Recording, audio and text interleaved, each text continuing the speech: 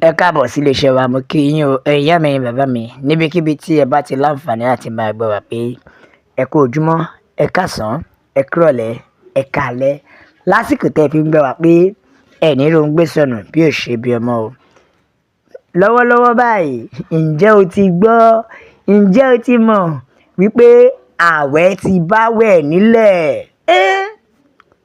Límọ́tà Sàdíà, ẹ̀mí ààwẹ̀ ló gbé mi wọ̀.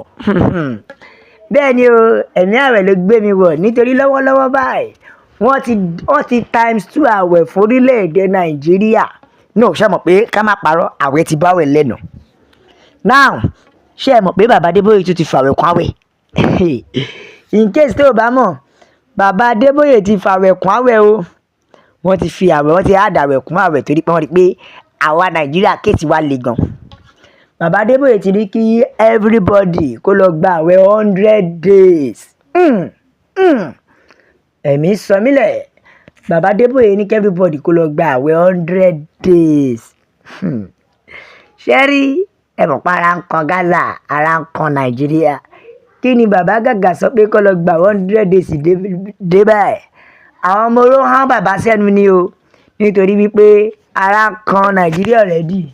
Ṣẹ̀rí lọ́wọ́lọ́wọ́ báyìí bàbá ti ṣe kí ni, ká má sọ pé bàbá wọ́n ti yí ọ̀rọ̀ padà, wọ́n ti ní kí gbogbo wa gba àwẹ̀, kí gbogbo ká sọ pé bóyá àwọn mẹ́mbà wọn yìí torí already Nàìjíríà tá a jọ wà yìí o, ebi ó ti fẹ́ yọ ojú everybody. Already àwẹ̀ is like normal thing ní Nàìjíríà. Àwẹ̀ ebi ti sọ everybody dáláwẹ̀, ẹ tún wá fi kún àwẹ̀. Àwọn aráyé ń para o, àwọn eruku ń bínú o, òkòlókù tí ó sọ bàbá o. Torí ẹ dúró, ẹ jẹ́ ká tẹ̀ ṣe máàsì yẹn ná. Nínú from January to December, a ní 365 days nínú ọdún kan. Ó yẹ wá yọ 100 days kúrò ní 365 days. Ó ti fi hàn pé ìlàjì ọdún la fi gbàwẹ̀. Shock you? Ó ti fi hàn pé ìlàjì ọdún gẹ́gẹ́ bí àkápẹ́ ní gẹ́gẹ́ bí arithmetic o, ìlàjì ọdún la máa fi gbàwẹ̀. Bóyá táwọn náà bá bẹ̀rẹ̀ máàṣì, àálẹ́ 100 days, oṣù mẹ́ta mẹ́rin la fi gbàwẹ̀. Kí ló dé? Jésù go gbàjú 40 days lọ. Àwọn tí wá ṣe wá lè tó iṣẹ́ tí wá ló kọ̀ǹkì débẹ̀ yẹn ni. Àbí ká sọ wípé àwọn kan máa sọ pé bóyá a ṣe Ọlọ́run jù ní bàbá tí wá dákun ọtí wá ní ká gba àwẹ̀ 100 days. Lọ́wọ́lọ́wọ́ báyìí o, tá a bá ní parọ́ fúnra wa, already Nàìjíríà ti fàwẹ̀ pa everybody. Tá a bá ní parọ́, Nàìjíríà ti fi àwẹ̀, wọ́n ti fi fọ́ ojú everybody. Tó dẹ̀ jẹ́ wípé àwẹ̀ ti báwẹ̀ nílẹ̀, ebi ti ń ran ebi lọ́wọ́. Lẹ́yìn tí wọ́n gbede, ṣé ẹ mọ̀ pé pàápàá jùlọ náà àwọn church member wọn ni wọ́n bá wípé kó gbà 100 days jù. Ṣùgbọ́n ẹ má jẹ́ tọ̀ yìí, àwẹ̀ ti báwẹ̀ lẹ̀. Ṣé ẹ mọ̀ pé ara kan ọmọ oró sẹ̀, aláwọn ọmọ oró ara kan wọ́n sẹ̀. Ǹjẹ́ ẹ mọ̀ pé padà fún bàbá Adébóyè lésì ọ̀rọ̀ lórí àwẹ̀ 100 days tí bàbá Adébóyè yàn? Wọ́n padà mú kó bàbá Adébóyè o. Ẹ wò ó, ẹ máa bá wa lọ. Òkú ọ̀rọ̀ lárákùnrin yẹn sọ. Ó sọ òkú ọ̀rọ̀. Ọ̀rọ̀ yẹn yìí arákùnrin jẹ́ kó yé wa wípé ó dàbí pé ẹ̀yin pásítọ̀ yìí ẹ mọ̀ pé kò sí iye àmọ́ǹtàwẹ̀ àtàdúrà tẹ́ ẹ bá gbà wípé kò lè ká ìṣòro orílẹ̀-èdè Nàìjíríà o. Ọ̀rọ̀ yẹn le. Ṣé ẹ mọ̀ pé mo máa ń dáṣà kan? Mo máa ń sọ wípé no matter how you sleep or stay in church or keep fasting and praying, it will never stop poverty. Bẹ́ẹ̀ ni o, kò sí iye àdúrà tó lè gbà, kò sí iye ìṣòro tó lè ṣe, kò sí iye ìgbélé tó lè ṣe, kò sí iye àwẹ̀ tó lè ṣe. Ìyẹn ò lè dá òṣì dúró nínú ayé èèyàn àfi téèyàn bá le pẹ̀lú action.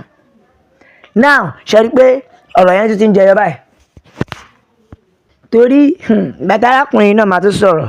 Ó ní ẹ wo kò sí ẹni tí Ọlọ́run kẹ́, ìlú tí Ọlọ́run kẹ́ tó orílẹ̀-èdè Nàìjíríà.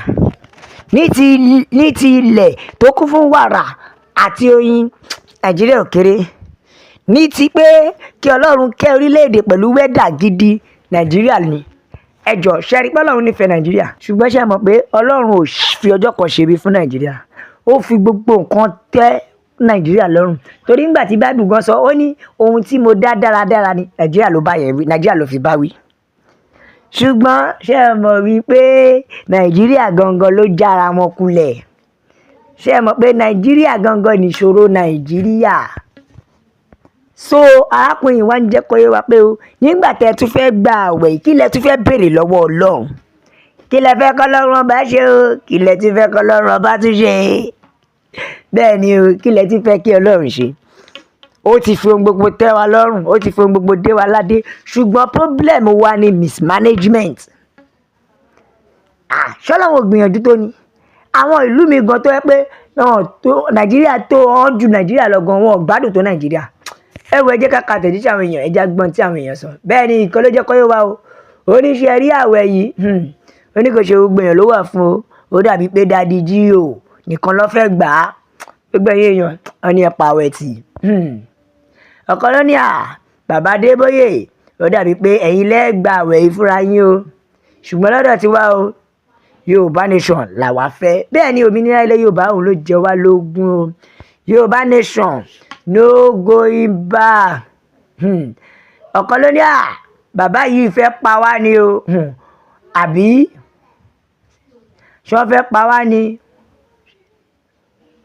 nítorí gbogbo eléyìí ó pọ̀ jù ọ̀kan ló jẹ́ kó yé wa pé ṣùgbọ́n ẹ jẹ́ ká fi gbogbo ẹ̀ sílẹ̀ sọ́wọ́ Ọlọ́run ká máa lọ tààrà pẹ̀lú ìgbésẹ̀ tí Ọlọ́run lálẹ̀ àti wípé àwọn ìránṣẹ́ Ọlọ́run sọ̀rọ̀ láti máa sọ̀rọ̀ sí ni Yorùbá nation làwa fẹ́ bẹ́ẹ̀ ni ìkan ló jẹ́ kó yé wa pé àṣẹrí ọ̀rọ̀ tèmi ni wípé ó ní on this was that the embezzlers of Nigeria treasure should do the fasting